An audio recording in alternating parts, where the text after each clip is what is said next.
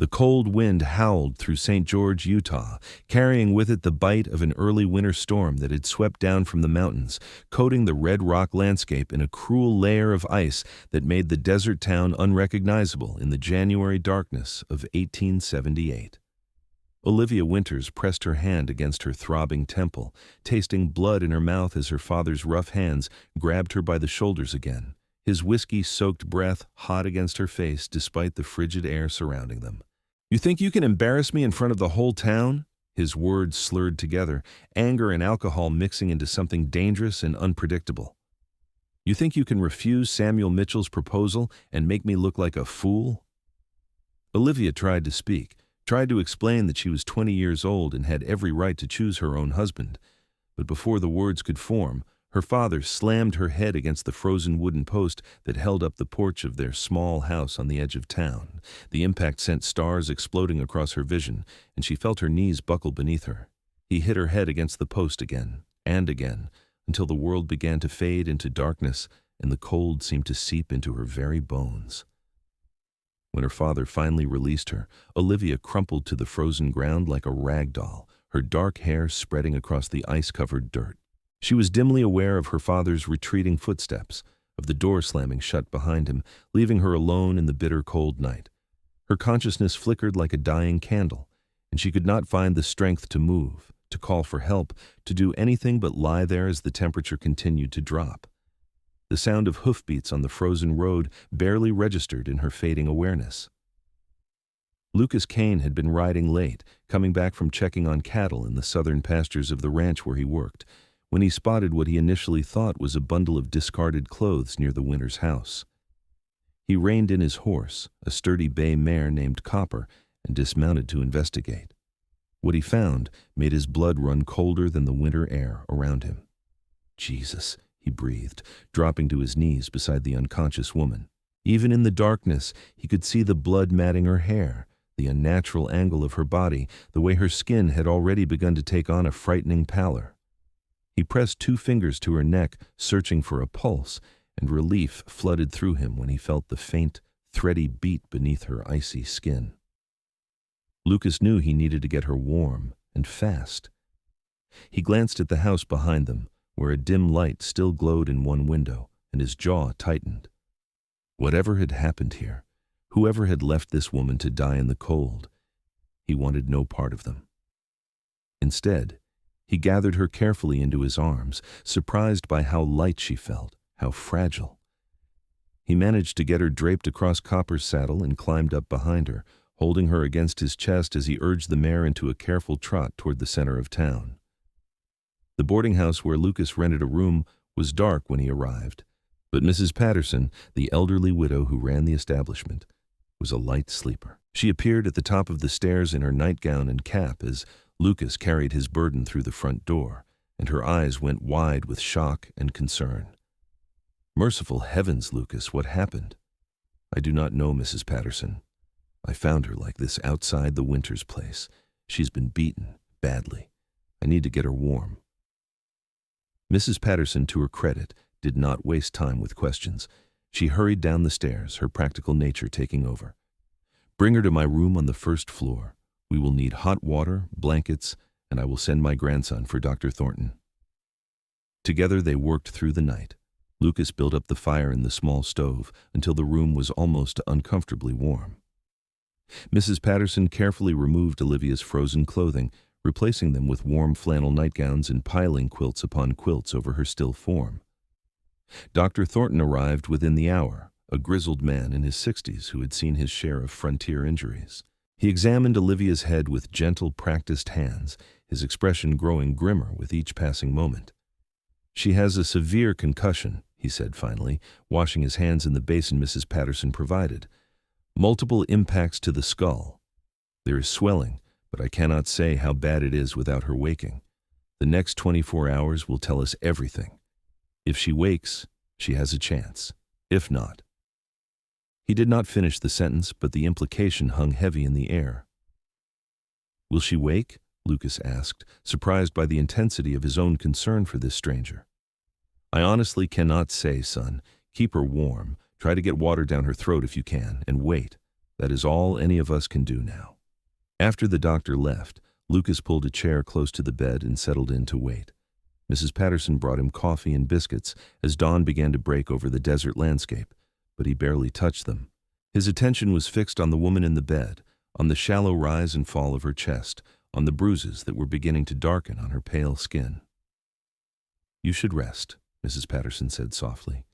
"You have been up all night." "I will stay," Lucas replied, his voice leaving no room for argument, "at least until she wakes."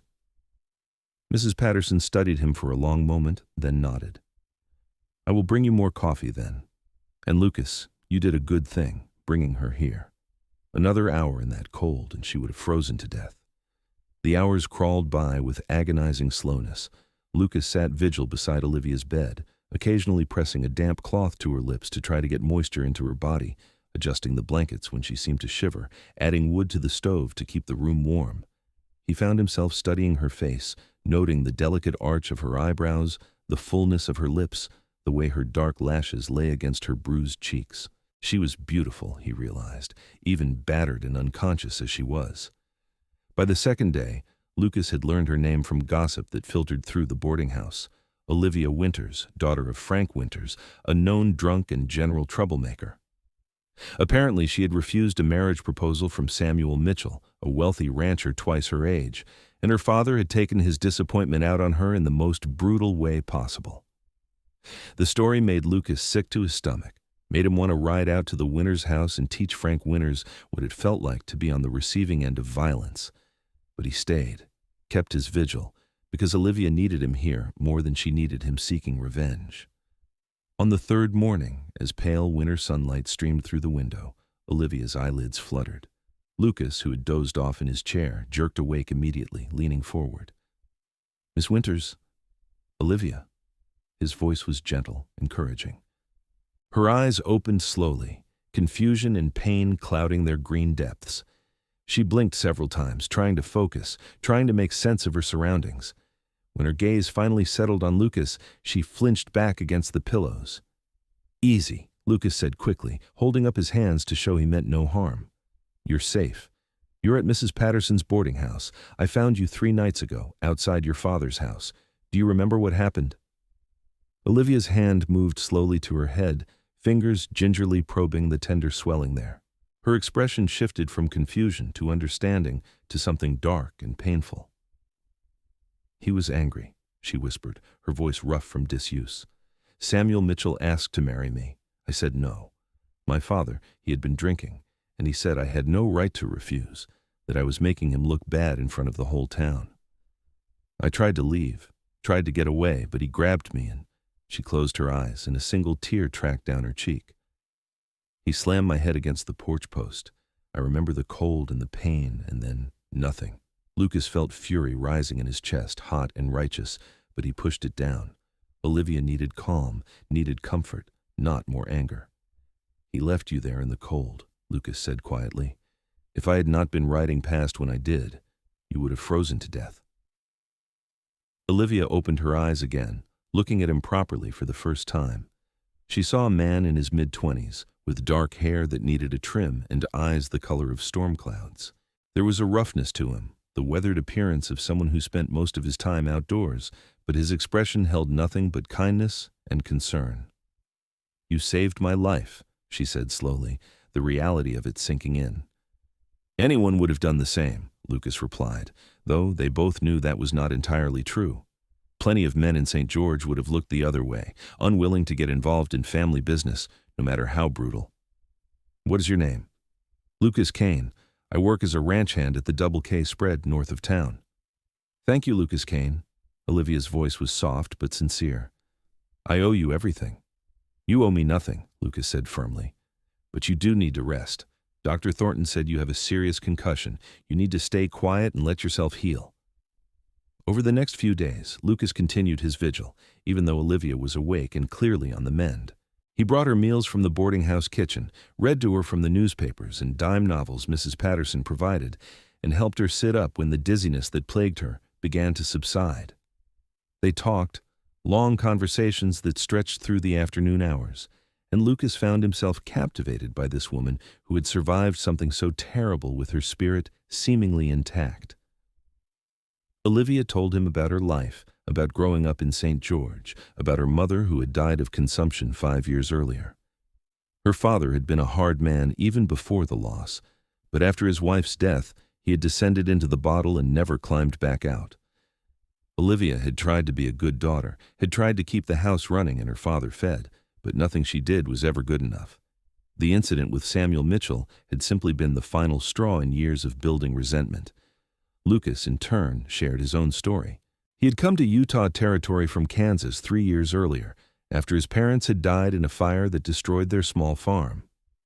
With nothing left for him in Kansas, he had drifted west, working various ranch jobs until he landed at the Double K, where the owner, Mr. Kendrick, appreciated his skill with horses and his strong work ethic. He had been saving money, planning to eventually buy his own small spread, but that dream felt far away sometimes. "You are a good man, Lucas Kane," Olivia said one afternoon, about a week after she had woken up. She was sitting up in bed now, color returning to her cheeks, though the bruises still painted dark patterns across her skin. "Not many men would have done what you did." Lucas felt heat rise to his face. "I just did what was right." "Maybe," Olivia said, "but right and common are not always the same thing." The question of what would happen next hung unspoken between them. Olivia could not go back to her father's house, that much was clear. But a single woman living alone in a frontier town faced challenges and dangers all her own. Mrs. Patterson had been generous, allowing Olivia to stay without payment while she recovered, but that could not continue indefinitely. It was Mrs. Patterson herself who presented a solution. "I have been thinking," she said one evening, when both Lucas and Olivia were in the sitting room. Lucas had finally returned to his own room upstairs to sleep, but he still spent most of his free time with Olivia. "My arthritis has been getting worse, and I could use some help running this place. Olivia, if you are interested, I would be happy to offer you a position here. You would have your room and board, plus a small salary. It would not be much, but it would be honest work and a safe place to stay." Olivia's eyes brightened with hope and relief. "Mrs. Patterson, I would be honored. Thank you truly." And so a new pattern emerged. Olivia took over many of the day-to-day tasks of running the boarding house, cooking meals for the residents, changing linens, keeping the common areas clean and welcoming. She proved to be a natural, with a warm manner that made the boarders feel at home, and an efficiency that impressed even the practical Mrs. Patterson. Lucas found excuses to be around more often than necessary, helping with repairs, chopping wood for the stoves, lingering over meals in the dining room. They were falling in love, though neither would admit it at first. It happened in small moments, in shared glances across the dinner table, in the way Lucas's hand would brush against Olivia's when he passed her a plate, in the way Olivia's face would light up when she heard his footsteps on the porch. It happened in longer conversations on the front porch in the evenings, when the worst of winter had passed and spring began to tentatively arrive in southern Utah, bringing with it the promise of new beginnings. One evening in late March, as they sat together watching the sunset paint the red rocks in shades of gold and crimson, Lucas finally gathered the courage to speak what was in his heart. "Olivia, I know we have not known each other long, just a few months really, but I need to tell you something." Olivia turned to look at him, her green eyes curious and gentle. "What is it, Lucas?" "I have grown to care for you," he said, the words coming out in a rush. "More than care for you, if I am being honest. I know the circumstances of how we met were terrible, and I know you might not feel the same way, but I had to tell you. You are the bravest, strongest, kindest woman I have ever met, and I would be honored if you would allow me to court you properly."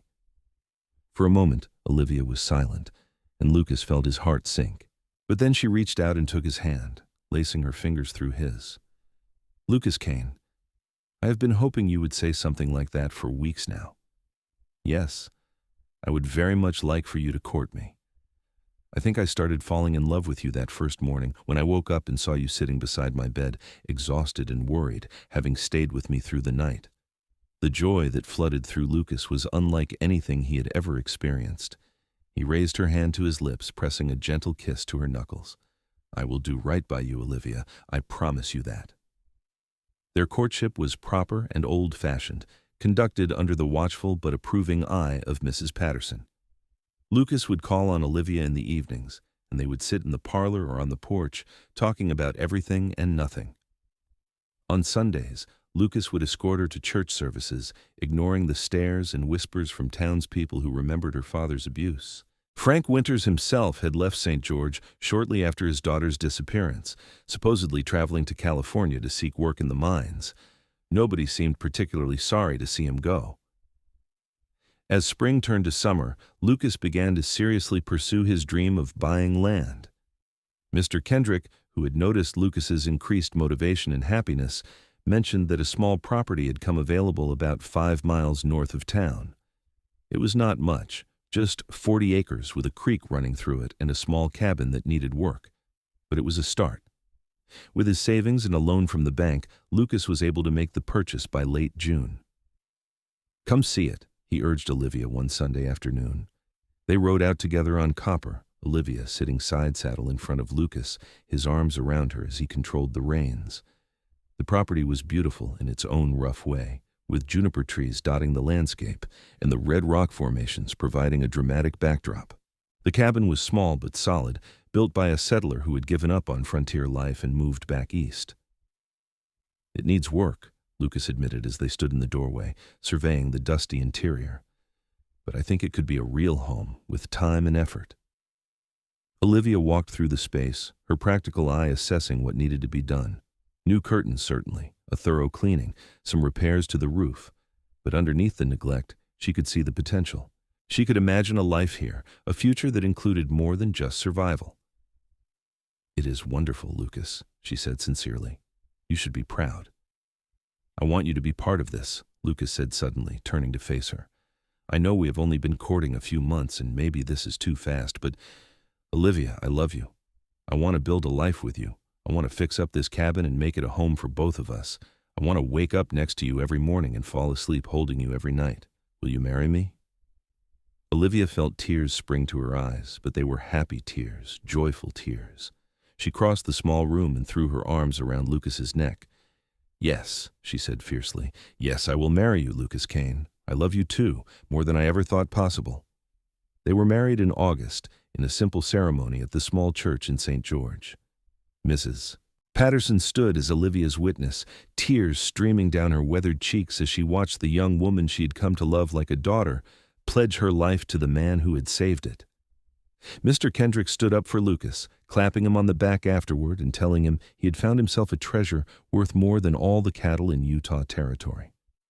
The wedding supper was held at the boarding house, with Mrs. Patterson pulling out all the stops to create a feast that the guests would remember.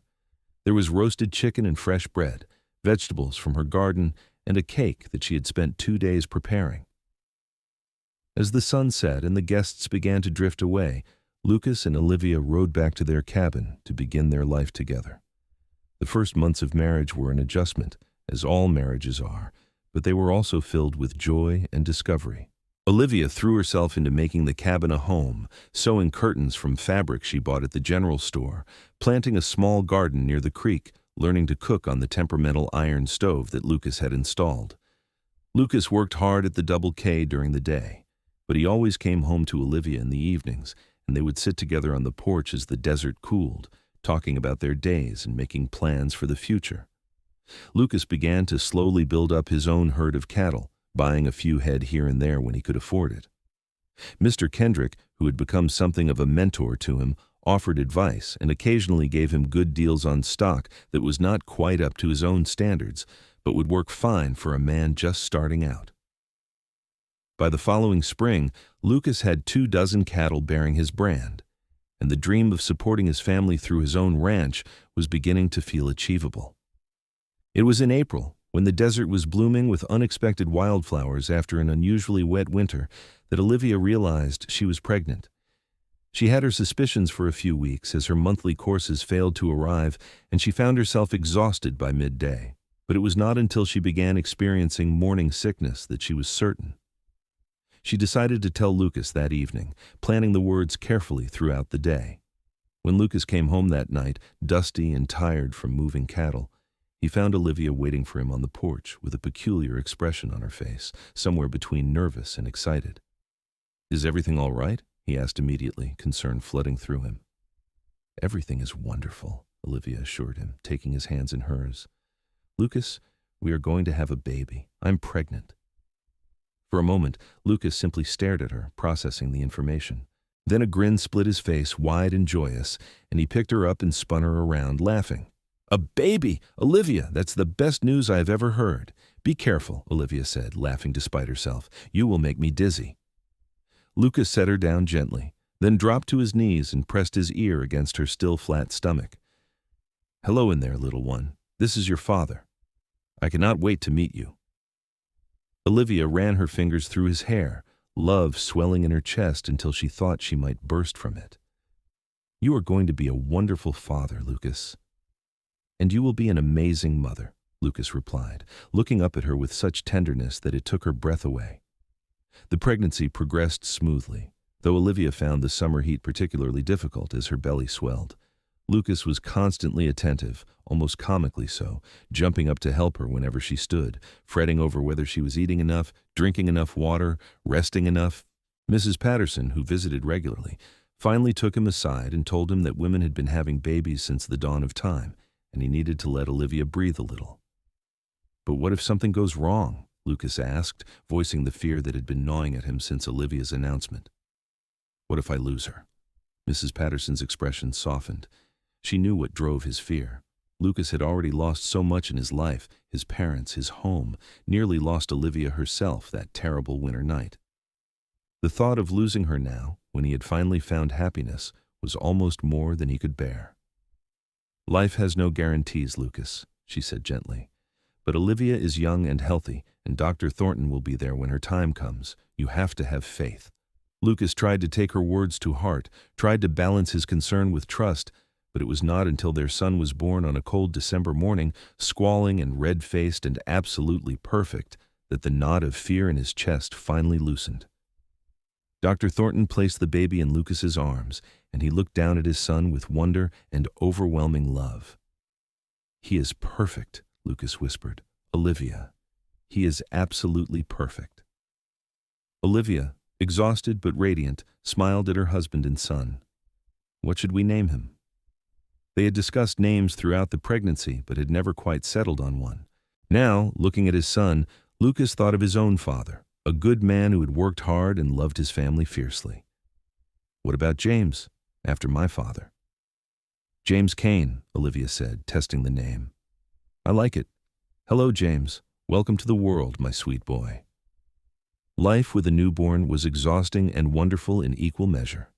James was a good baby, generally happy and healthy. Though he had his fussy moments like any infant, Lucas found himself utterly enchanted, willing to wake up in the middle of the night just to watch his son sleep, to marvel at the tiny fingers and toes, to breathe in that particular baby smell that seemed to bypass the brain and go straight to the heart. As James grew, the little family settled into new rhythms. Lucas continued to build his herd and his reputation as a skilled cattleman.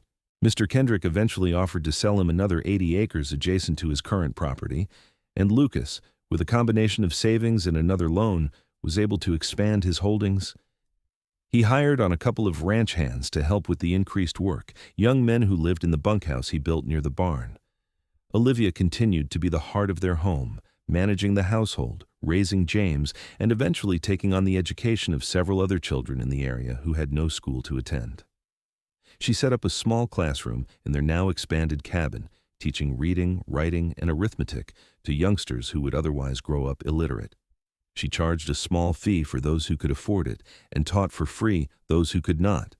And Lucas never once complained about the extra noise and chaos that came with having a dozen children underfoot several days a week. When James was 3 years old, Olivia became pregnant again. This time, the pregnancy was more difficult. She was plagued by severe nausea that lasted well into her second trimester, and she felt more tired than she had with James. Lucas worried, but Dr. Thornton assured them that every pregnancy was different and that Olivia and the baby seemed to be doing fine. Their daughter was born in May, during a rare rainstorm that turned the desert green overnight. She was smaller than James had been, more delicate, with her mother's green eyes and dark hair. They named her Eleanor, after Olivia's mother, and Lucas fell in love all over again. Two perfect children, he said, sitting beside Olivia's bed with Eleanor cradled in one arm and James climbing up to sit beside his mother with the other. How did I get so lucky? We are both lucky, Olivia corrected, reaching out to touch his face. We found each other when we both needed saving. It was true, Lucas reflected. He had saved Olivia's life that night, pulling her from the cold and staying until she woke. But she had saved him too, in ways that went beyond the physical.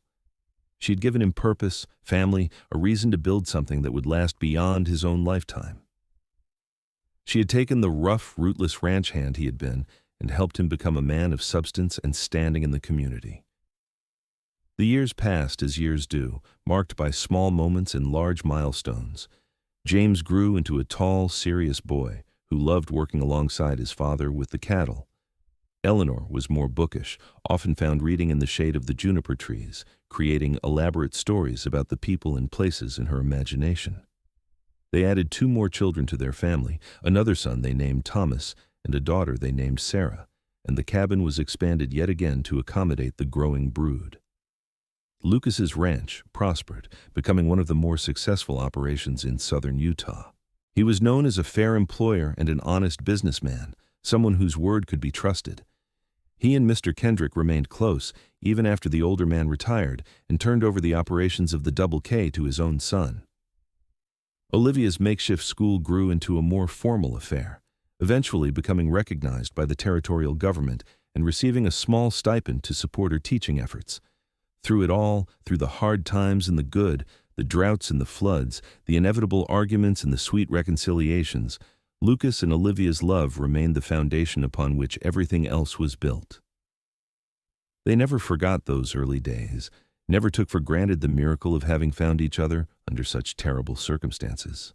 On their 10th wedding anniversary, Lucas surprised Olivia by taking her back to the spot where he had found her, outside what had been her father's house. The house itself was long gone, torn down, and the land sold to a family from back east who had built a proper 2-story home on the site. But the post, that frozen post against which Frank Winters had beaten his daughter's head, still stood, now part of a new fence line. "Why did you bring me here?" Olivia asked, confused and a little disturbed by the memories the place evoked. Lucas took her hands, holding them firmly in his own. "Because this is where our story began," he said. "This is where I found you, half frozen and barely alive, and made the decision to stop and help. This is where everything changed for both of us. I wanted to come back here, to this spot, and tell you that I would make the same choice 1,000 times over. I would always stop. I would always stay. I would always choose you." Tears welled in Olivia's eyes.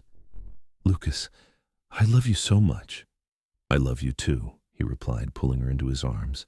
"Every single day I thank God that I was riding past here that night, that I saw you, that I had the chance to be part of your life." They stood there for a long moment, holding each other, 2 people who had been broken by life and violence and loss, who had found each other and built something beautiful from the wreckage. As their children grew older and began to make their own ways in the world, Lucas and Olivia found themselves with more time to enjoy each other's company. They would ride out together across their land, Lucas pointing out where he planned to expand next, Olivia sharing stories of her students' latest achievements. They hosted gatherings at their ranch, welcoming neighbors and friends for meals and music and dancing. They traveled occasionally, taking a trip to Salt Lake City to see the completion of the Transcontinental Railroad, marveling at how the world was changing, becoming smaller and more connected. James, when he turned 21, announced his intention to marry a sweet girl named Margaret from a neighboring ranch. The wedding was a grand affair, held at the Kane Ranch, with half the county in attendance. Lucas, watching his son pledge his life to his bride, remembered his own wedding day, remembered the joy and hope and slight terror of embarking on this journey called marriage. He caught Olivia's eye across the crowd and she smiled back, and in that moment they shared a lifetime of memories and love. Eleanor eventually left for Denver to attend a teacher's college, following in her mother's footsteps. She wrote home faithfully, filling her letters with descriptions of city life and her studies. Thomas stayed on the ranch, proving to have his father's gift with animals and his mother's head for business.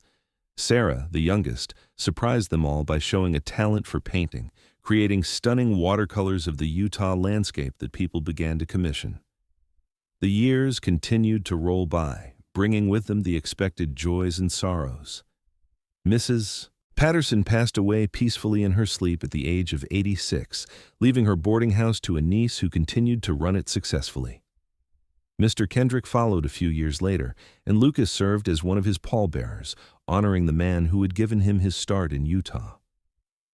Olivia's father, Frank Winters, died in a San Francisco gutter, drunk and alone, and when word reached Olivia, she felt a complicated mix of relief and sadness, mourning not the man he had been, but the father he might have been if he had made different choices.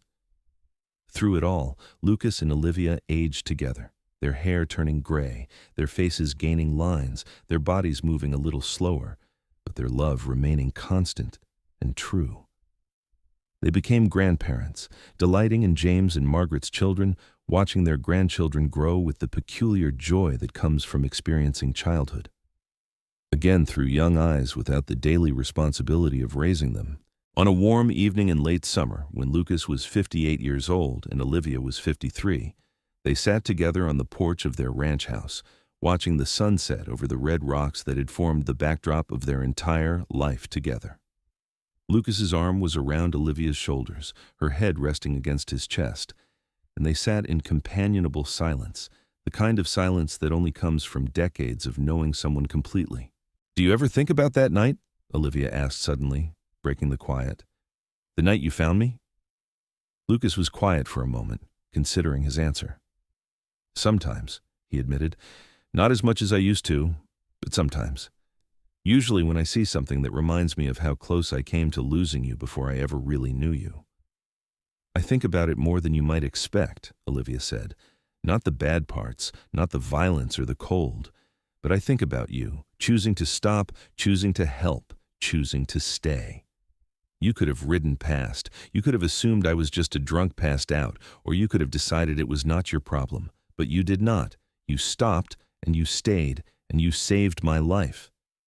And you gave me a life worth living," Lucas replied, pressing a kiss to the top of her head. "Before you, I was just drifting, working, existing, but not really living. You gave me purpose, family, love, everything that matters." Olivia tilted her head back to look up at him. "We saved each other then." "I suppose we did," Lucas agreed, smiling down at her.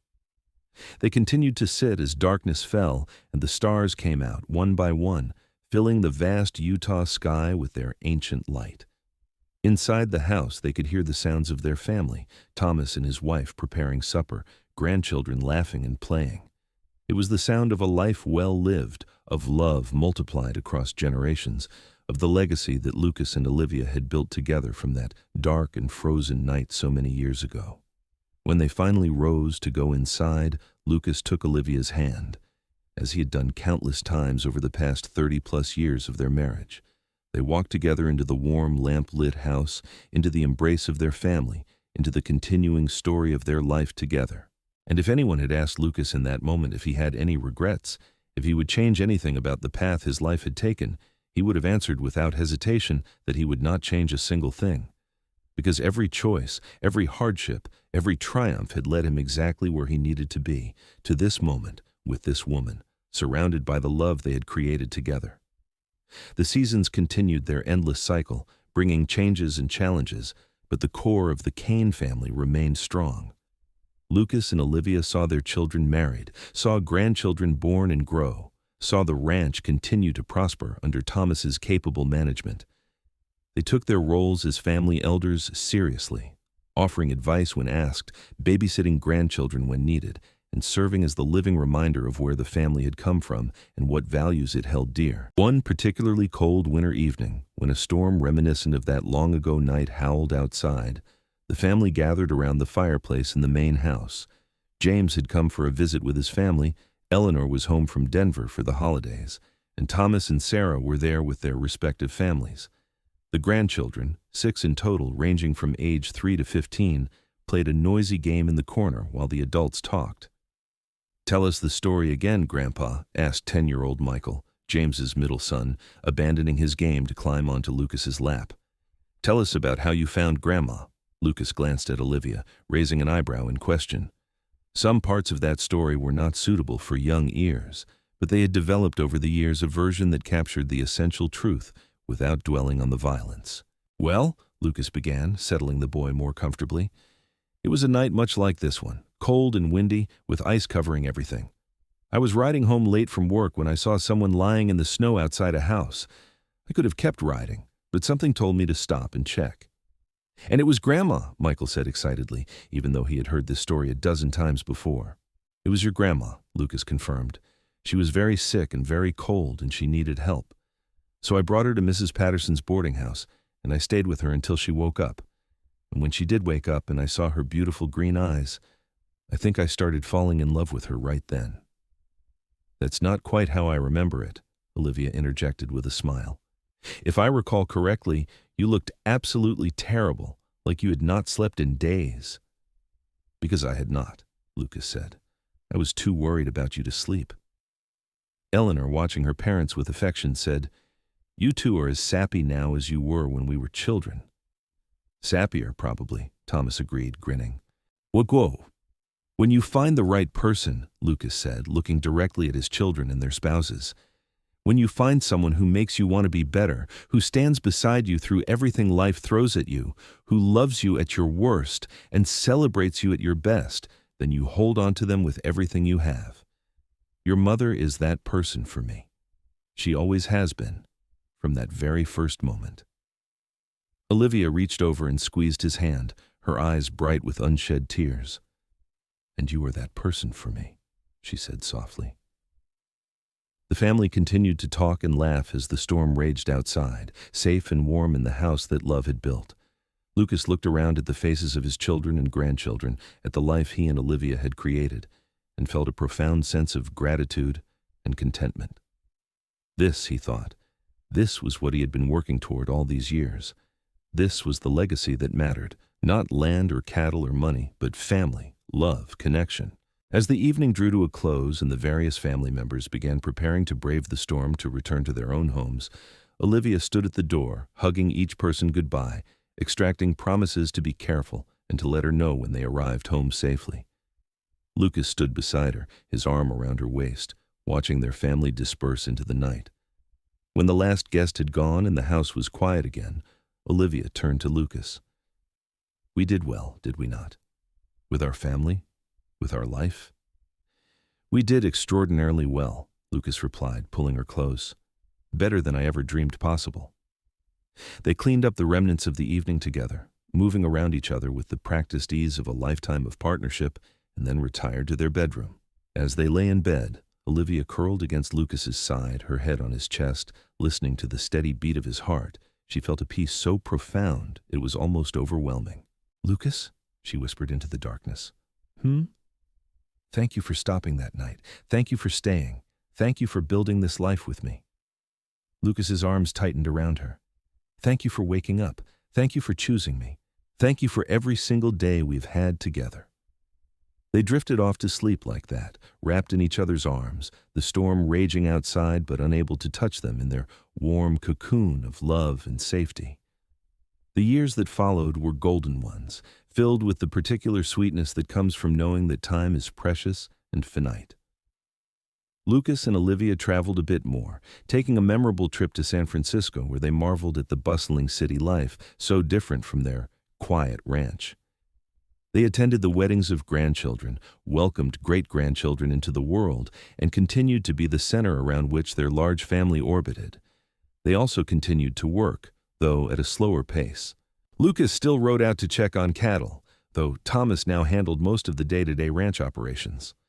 Olivia still taught, though she had reduced her student load to just a handful of children she tutored in the afternoons. They remained active in their community, attending church services, participating in town events, serving as respected elders whose opinions carried weight. On their 35th wedding anniversary, their family threw them a surprise party at the ranch, inviting what seemed like half of St. George. There was food and music and dancing, and at one point, Lucas took Olivia's hand and led her out to the makeshift dance floor that had been set up in the yard. As they swayed together to a fiddle player's waltz, oblivious to the crowd watching them with affectionate smiles, Olivia looked up at her husband.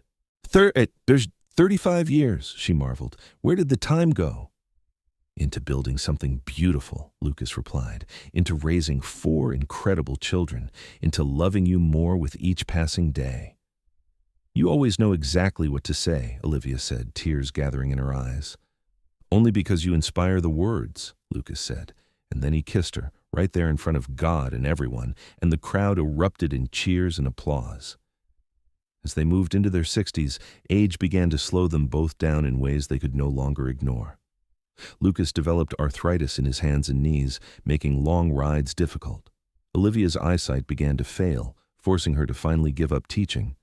But they adapted, as they had always adapted, finding new ways to be useful, new ways to contribute to their family and community. They spent more time with their grandchildren and great-grandchildren, passing on stories and wisdom, teaching skills that might otherwise be lost. Lucas taught the boys how to rope and ride, how to read the land and the weather, how to treat animals with respect and kindness. Olivia taught the girls to sew and cook, but also to read and think critically, to value education and never settle for less than they deserved. On a clear spring morning, when Lucas was 68 years old, he and Olivia took a ride out to their favorite spot on the ranch, a small rise that overlooked the creek and provided a spectacular view of the surrounding landscape. They had brought a picnic lunch, and they sat together on a blanket, eating and talking and simply being together. "I never get tired of this view," Olivia said, gazing out at the red rocks and blue sky. "Neither do I," Lucas agreed. "Though honestly, the view I love most is sitting right beside me." Olivia laughed and swatted his arm. "You are incorrigible." "I am in love," Lucas corrected. "There is a difference." They sat in comfortable silence for a while, soaking in the sunshine and the peace of the moment. Then Olivia spoke, her voice thoughtful. "Lucas, I want you to promise me something." "Anything," Lucas said immediately. "When my time comes, when I am gone, I want you to promise me that you will not give up on life. I want you to keep living, keep being part of this family we built, keep finding joy in each day. Can you promise me that?" Lucas felt his throat tighten with emotion. "Olivia, do not talk like that. You're going to outlive me by 20 years. "We do not know that," Olivia said gently. "And I need to know that you will be all right whenever it happens. You saved my life all those years ago, Lucas, but you cannot save me from death. None of us can escape that.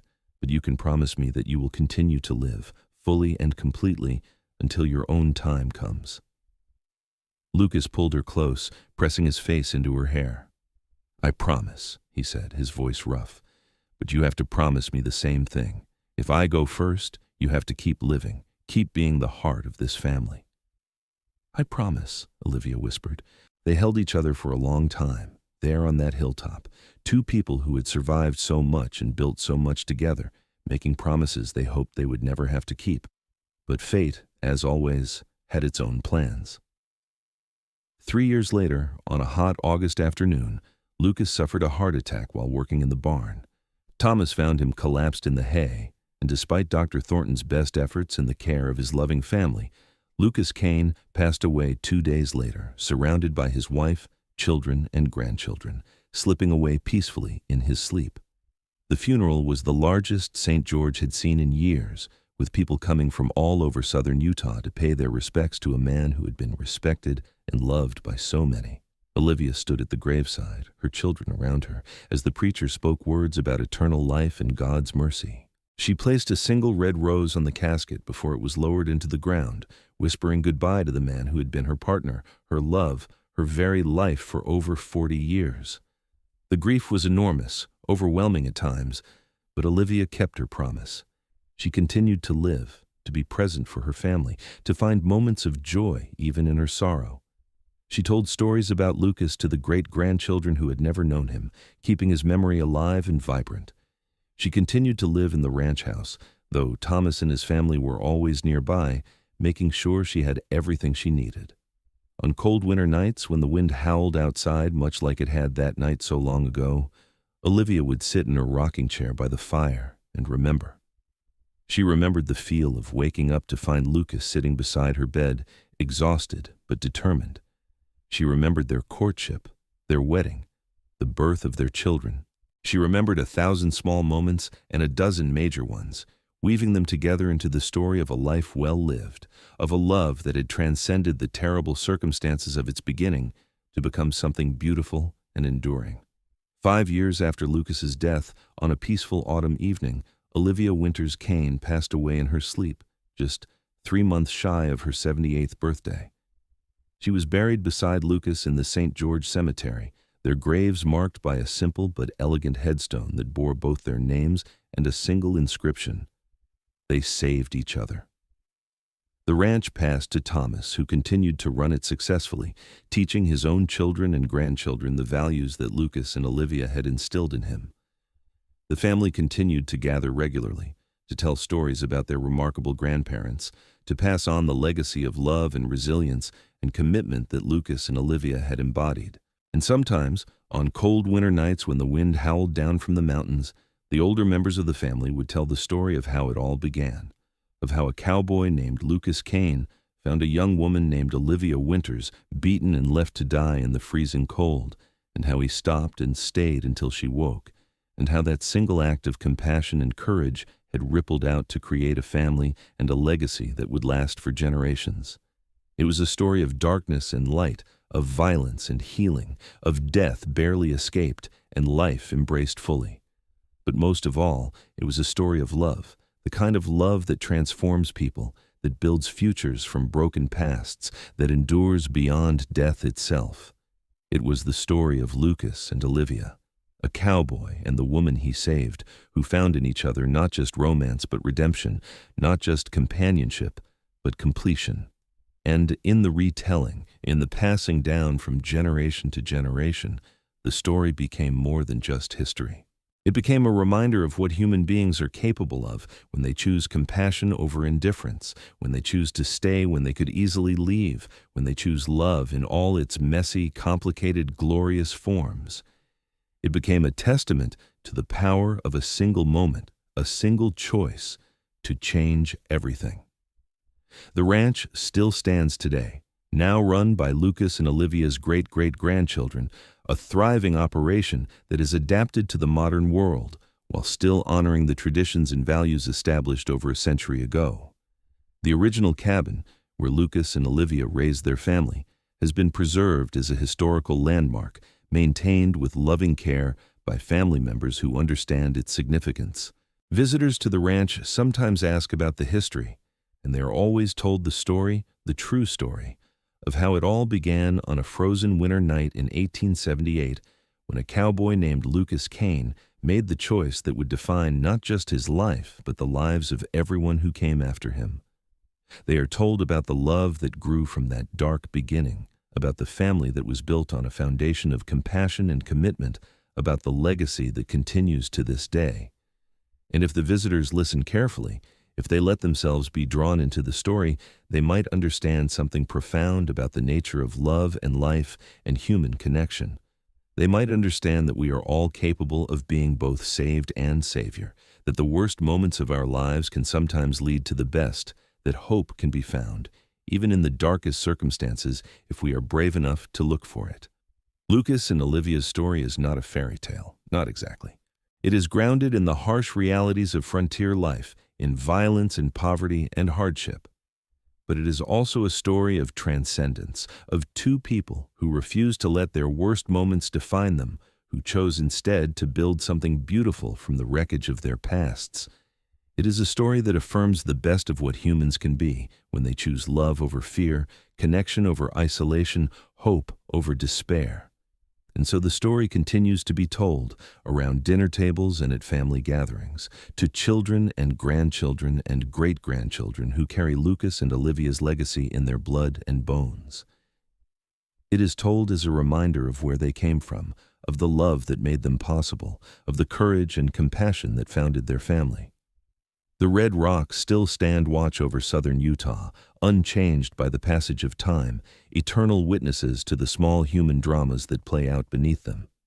The winters still bring cold and snow, the summers still burn hot and dry. Life continues its rhythms, as it always has and always will. But for one family, for the descendants of Lucas Kane and Olivia Winters, Everything changed on that frozen night in 1878 when a cowboy chose to stop, chose to help, chose to stay until she woke.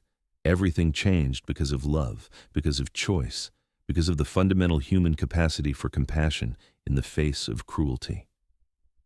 Their love story ended, as all love stories must, with death and separation. But it also continues in the lives they created, in the family they built, in the values they passed down through generations. Lucas and Olivia may be gone, their physical forms long since returned to the earth, but their love remains tangible and real in every descendant who learns their story, in every couple who looks at each other with that same deep commitment and tenderness, in every person who chooses to stop and help someone in need. This is the legacy of Lucas and Olivia Kane, a legacy not of wealth or fame, but of love freely given and gratefully received. This is the story of how a single moment of compassion on a frozen winter night created ripples that would extend across more than a century, touching lives that the original participants could never have imagined. This is the story of how love, real love, the kind that commits and endures and transforms, can save us all in the ways that matter most. And if you listen very carefully on quiet evenings at the ranch, some family members swear you can still hear echoes of that love in the wind through the juniper trees, in the gentle murmur of the creek, in the very earth itself. They say you can feel the presence of Lucas and Olivia, watching over the family they created, pleased with how their small act of courage and compassion has blossomed into something so much larger and more beautiful than they ever could have imagined. This is how love works after all. It grows. It multiplies. It creates more than it consumes. It builds futures from broken pasts. It transforms darkness into light, death into life, despair into hope.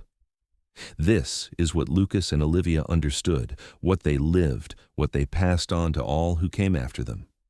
And this is why their story, the story of a cowboy who found a dying woman on a frozen winter night and stayed with her until she woke, continues to be told and retold, generation after generation, because it is not just their story. It is all of our stories, all of our possibilities, all of our hopes for what we might become if we are brave enough to choose love, to stay when we could leave, to hope when despair seems easier. This is the story of Lucas and Olivia Kane, and it is complete.